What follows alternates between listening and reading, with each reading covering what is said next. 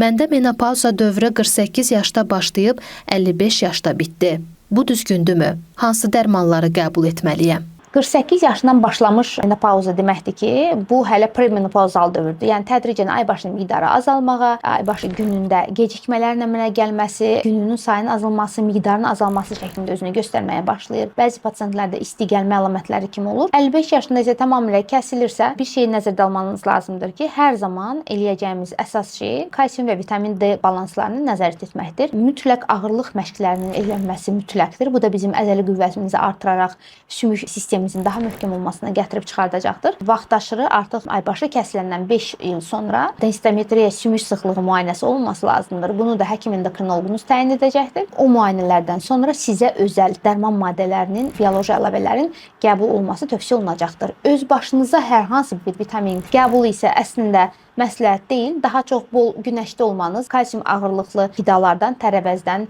ağartdan istifadəniz yetərli olacaqdır.